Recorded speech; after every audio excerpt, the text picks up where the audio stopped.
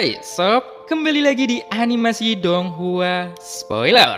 Pada episode sebelumnya menceritakan tentang sosok Shoyan yang masih berada di alam dewa kekacauan, yang mana selanjutnya semua sosok pun meninggalkan platform batu kecuali Shoyan dan sosok nomor 1. Di sana, sosok nomor 1 memberitahukan identitas si nomor 6 kepada Shoyan. Dan cerita pun dimulai.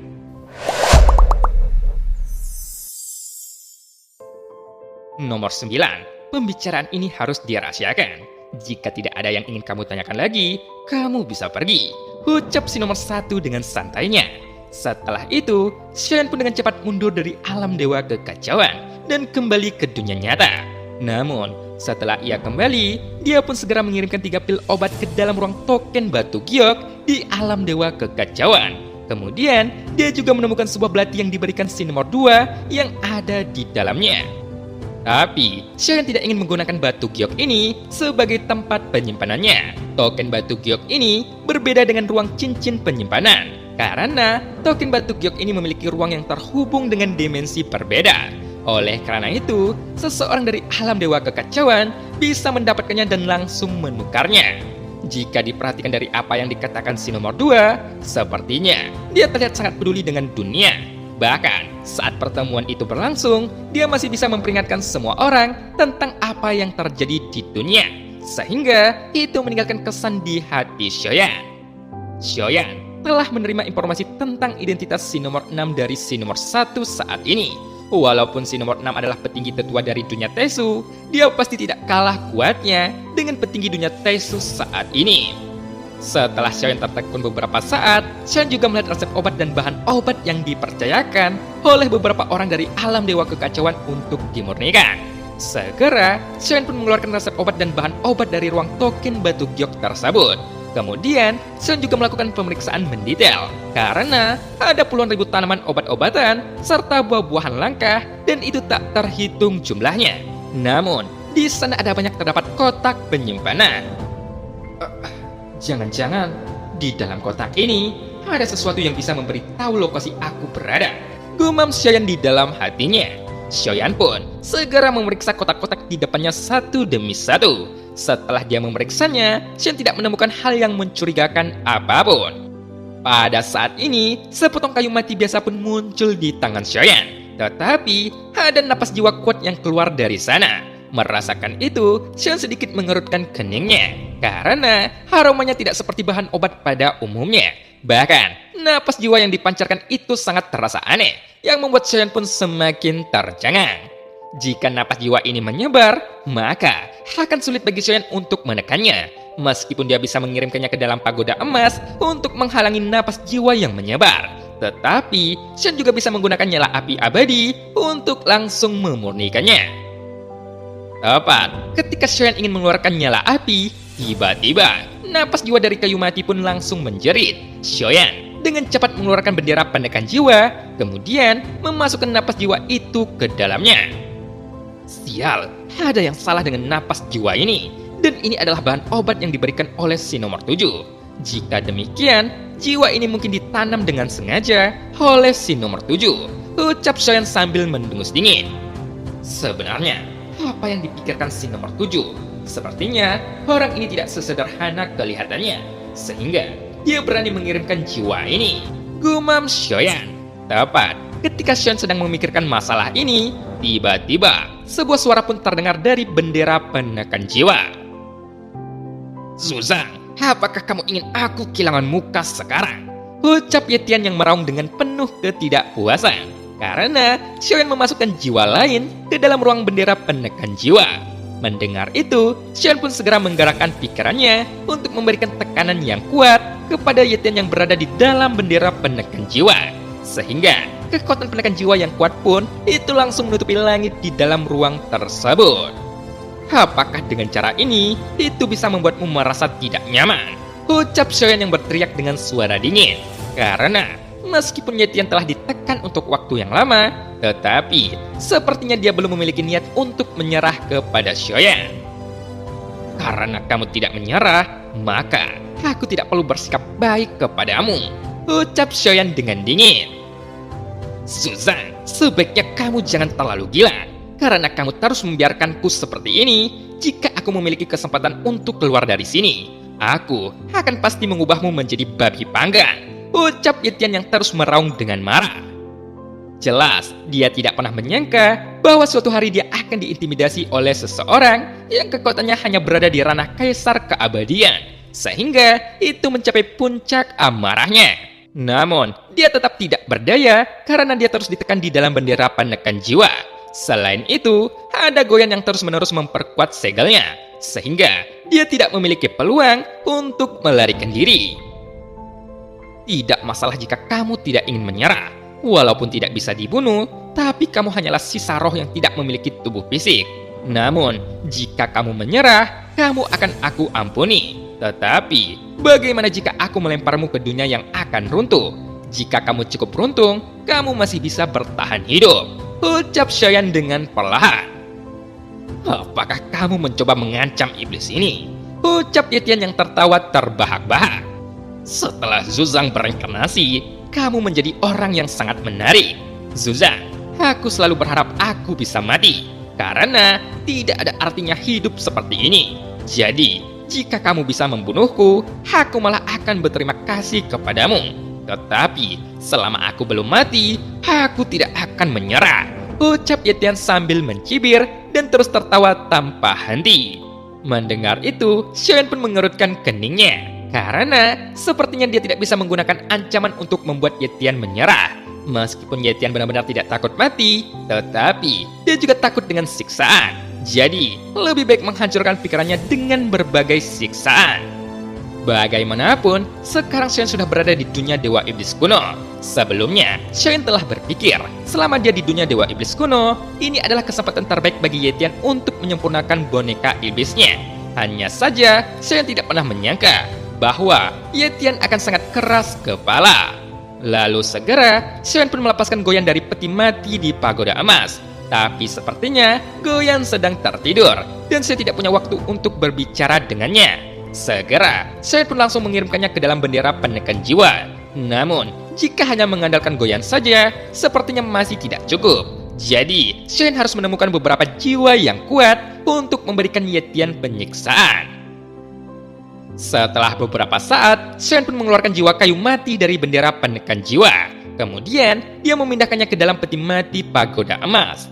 Setelah Xiaoyan memeriksa bahan ramuan lagi, dia pun memasukkan semua bahan obat dan ramuan yang dikeluarkan sebelumnya.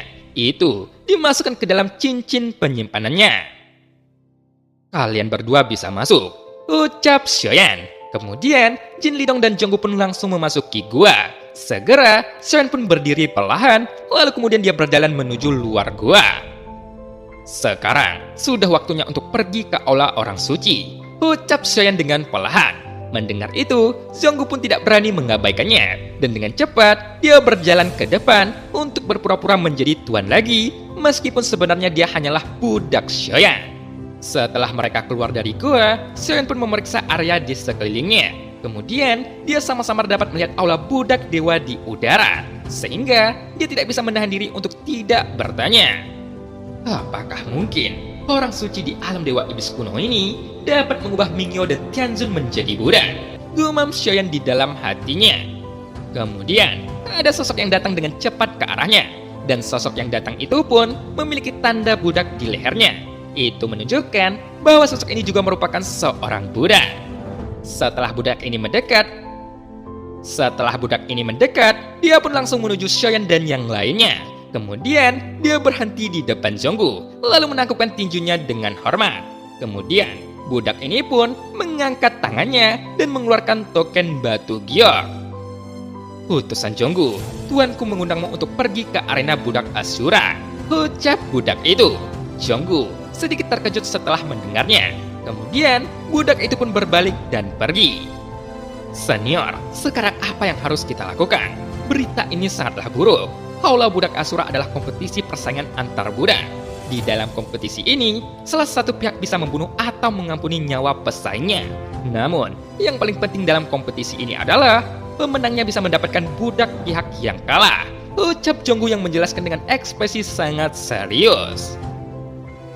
Setelah Jonggu selesai berbicara, dia pun berhenti sebentar dan kemudian menatap Shoyan yang terlihat sangat tenang. Sebaiknya kita pergi ke aula orang suci terlebih dahulu, kemudian baru pergi ke aula budak Ashura, ucap Shoyan. Tepat ketika Jonggu mendengar ini, dia pun tertekun sejenak. Jonggu tahu bahwa Jinchang menggunakan metode ini untuk merebut Shoyan dan Jin Lidong. Setelah Jonggu mendengar jawaban Shoyan, dia secara alami juga merasa sedikit lebih tenang. Jadi, dia juga tidak perlu takut sekarang. Setelah Jonggu mengangguk, dia segera melihat token batu giok di tangannya. Dan token itu adalah undangan dari aula budak Ashura. Sebelumnya, dia hanya bisa pergi untuk menonton pertempuran, karena dia tidak pernah memenuhi syarat untuk berpartisipasi di dalamnya. Namun, karena ada Shoyan sekarang, dia juga memiliki kepercayaan diri. Pada saat ini, Jonggu berjalan menuju aula orang suci tanpa tergesa-gesa. Shoyan dan Jin Lidong pun juga mengikutinya dari belakang. Pada saat ini, Shoyan melihat di sekelilingnya. Di sana, ada banyak orang yang melirik ke arah kelompoknya. Mata mereka menunjukkan banyak kecurigaan. Sebelumnya, tidak ada utusan yang pernah menerima sampai 50.000 poin kontribusi dalam satu penangkapan. Jadi, kita seharusnya telah memecahkan rekor yang belum pernah terjadi sebelumnya. Sekarang, kita sudah semakin dekat dengan aula para orang suci. Dan aula ini terletak di tengah alam Dewa Iblis kuno. Di depan aula orang suci, ada 3 tablet batu yang berdiri setinggi 100 kaki. Dan nama-nama di atas pun terus bersinar. Sehingga kamu dapat dengan jelas melihat catatan dan urutan peringkat pada monumen batu itu. Ucap Jonggu yang menjelaskan perlahan. Tepat ketika Jonggu selesai berbicara, Jonggu dan kelompoknya pun segera melihat ke arah salah satu tablet batu. Di barisan nama paling atas, terlihat dengan jelas bahwa ada nama Jonggu yang bersinar terang dengan nilai poin kontribusi sebesar 50.000 poin. Melihat itu, detak jantung Jonggu pun semakin cepat, karena pada saat yang sama, ada banyak orang yang menatapnya dengan tatapan penuh kekaguman. Bahkan, mereka menakupkan tinju mereka dengan penuh rasa hormat. Meskipun kekuatan Jonggu sendiri tidaklah kuat, tapi dia memiliki budak dewa yang sangat kuat bersamanya. Itu juga bisa dianggap sebagai kekuatannya sendiri. Aku tidak tahu, sudah berapa lama aku tidak pernah dihormati seperti ini, ucap Jonggu yang tersenyum. Meskipun dia berada di ranah Kaisar Keabadian di langkah kedua, tetapi dia bisa menjadi utusan iblis. Hanya saja ada jarak kekuatan antara Jonggu dengan utusan yang lainnya. Dan itu mengurangi rasa hormat utusan lain. Nama Jonggu ada di tablet batu itu. Entah aku mengenal Jonggu atau tidak, dia sangatlah luar biasa, ucap seseorang di kerumunan. Pada saat ini, Jonggu berada di depan aula orang suci, dan ada banyak mata yang menatap ke arahnya.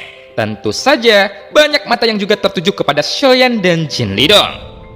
Aku mendengar rumor bahwa utusan Jinchang mengundang utusan Jonggu untuk pergi ke aula budak Ashura, dan dia ingin menantang budak utusan Jonggu, ucap seseorang. Iya, aku ingat, utusan Jonggu tidaklah terkenal dikarenakan kekuatannya yang lemah, tetapi dia sekarang memiliki budak Kaisar Keabadian di langkah kelima dan keenam. Aku juga mendengar dia mengalami konflik dengan utusan lain di saat perjalanan pulang, dan dia telah memenangkannya. Lalu kemudian, dia pun mengambil semua tahanan yang mereka bawa. Selanjutnya, menukarkannya dengan 50.000 poin kontribusi. Seharusnya, dengan poin sebanyak itu, dia bisa menukarkannya dengan sumber daya yang cukup banyak. Bahkan, dia bisa menukarkan dengan budak dewa di ranah Kaisar Keabadian di langkah ke-8. Walaupun kekuatannya lemah, tetapi dengan budak yang kuat, dia bisa menaiki peringkatnya. Namun, utusan Jinchang langsung mengundangnya ke aula budak Ashura dikarenakan dia ingin merebut budak utusan Jonggu. Oleh karena itu, aku penasaran bagaimana dia akan menghadapinya. Sekarang, karena dia di aula orang suci ini, dia mestinya bisa menukarkan poin kontribusinya yang dia dapatkan, ucap seseorang di keramaian. Namun, sosok Jonggu bisa mendengarnya. Aku tidak menyangka bahwa Jinchang dengan sengaja menyebarkan berita seperti ini, ucap Jonggu yang keluar dengan tidak berdaya. Kamu harus tahu, ini adalah tindakan untuk mencegahmu lari dari kompetisi aula budak Ashura.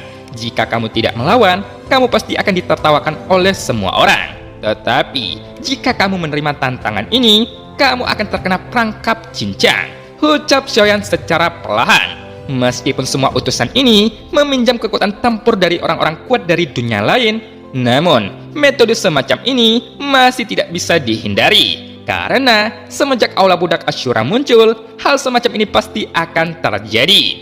Bagaimanapun, kompetisi seperti ini diizinkan para pemimpin alam Dewa Iblis kuno, sehingga kedamaian di alam ini dapat dijaga. Meskipun hal tersebut mungkin akan menghambat kemajuan kelangsungan hidup untuk menjadi dewa yang terkuat, tetapi hanya dengan terus memperbaiki dan menerobos kekuatan mereka atau meningkatkan kekuatan budak, itu akan dapat menjagamu dari orang lain. Oleh karena itu, dengan cara ini, mereka bisa mendapatkan status di dunia Dewa Iblis kuno. Dan pada saat ini, di bawah tatapan banyak mata, Jonggu pun berjalan di depan, adapun Xiaoyan dan Jin Lidong, mereka berada di belakang Jonggu. Bukan hanya Xiaoyan yang melihat sekeliling dengan rasa ingin tahu, tetapi hal yang sama berlaku untuk Jin Lidong. Sebagai kaisar keabadian di langkah ke-6, ini juga pertama kalinya Jin Lidong menginjakkan kakinya di alam Dewa Iblis kuno. Setelah ketiganya memasuki aula orang suci, ada sebuah tablet batu di sini yang bentuknya mirip dengan yang ada di luar, dan kata-kata pada tablet batu tersebut itu bersinar dengan cahaya yang menyilaukan. Ada lebih dari 10 tablet batu seperti itu. Setiap tablet batu terdapat barang yang berbeda. Bahkan di belakang barang tersebut ditandai dengan nilai kontribusi yang perlu ditebus. Segera Jonggu pun melangkah perlahan. Bagaimanapun, dia adalah seorang utusan karena Xiaoyan baru pertama kali datang ke tempat ini. Jadi, perlu waktu untuk mengamati dan harta macam apa yang ada di sini. Jadi, Jonggu juga mengurangi kecepatan berjalannya. Tuan, ini adalah daftar senjata dengan harga 5.000 poin kontribusi. Jika aku memutar roda rolet tablet batu, ini memiliki nilai sebesar 7.000 poin kontribusi. Spanduk naga tinggi berasal dari Kekaisaran Abadi dan memiliki nilai 10.000 poin kontribusi, ucap Jonggu yang menjelaskan kepada Xiaoyan. Mendengar itu, Xiaoyan pun melihat ke arah tablet batu. Setelah dia melihatnya sedikit, nama-nama ini membuat kelopak mata Xiaoyan sedikit berkedut, karena itu semua terlihat cukup mendominasi. Tapi setelah berpikir, senjata dengan nilai seperti itu biasanya tidak terlalu kuat. Jadi, Xiaoyan pun memilih untuk terus naik. Sampai pada akhirnya, Xiaoyan pun berhenti karena dia melihat sebuah nama yang membuatnya terdiam sejenak. Xiaoyan menemukan sayap seni bela diri dari emas hitam dengan nilai 20.000 poin kontribusi, sehingga Xiaoyan bisa merasakan ada hawa dingin di punggungnya.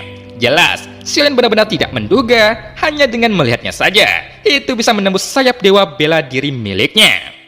Segera, Xiaoyan pun mengalihkan pandangannya lagi. Namun, tepat ketika dia baru saja melihat daftar peralatan perlindungan, dia langsung melihat sepanjang barisan nama. Lalu tiba-tiba, ada nama yang mengejutkan Xiaoyan, karena dia menemukan armor dewa palsu dengan nilai 12.000 poin kontribusi. Kali ini, aku benar-benar tidak menyangka bahwa armor dewa palsu akan muncul di aula orang suci, dan ini tidak masuk akal. Bagaimanapun, armor dewa palsu memiliki segel yang sangat kuat, dan hanya garis keturunan Taixu yang bisa menggunakannya. Apakah mungkin makhluk dunia Dewa Iblis kuno dapat membuka segel tersebut? Gumam Xiaoyan di dalam hatinya. Memikirkan hal ini, Xiaoyan pun merasa bahwa semua yang ada di sini sudah di luar pemahamannya. Meskipun begitu, itu hanyalah sebuah nama dan tidak bisa melihat barang aslinya. Jadi, Xiaoyan hanya bisa menebaknya. Lalu segera, mata Xiaoyan pun terus bergerak. Kemudian, ia jatuh pada tablet batu ketiga. Yang mengejutkan Xiaoyan adalah, di tablet batu tersebut merupakan daftar keterampilan bertarung. Dan itu membuat Xiaoyan melihat nama-nama aneh di keterampilan itu. Sekarang, aku ingin melihat apakah aku bisa menemukan teknik keterampilan bertarung dari klan Juansen. Gumam Xiaoyan di dalam hatinya. Benar saja, setelah Xiaoyan melihatnya dengan hati-hati, ada keterampilan bertarung 82 tinju mengejutkan para dewa. Ketika Xiaoyan melihat nama keterampilan tersebut, Xiaoyan tidak bisa menyembunyikan ekspresi keterkejutan di wajahnya. Dan cerita pun berakhir. Sampai jumpa.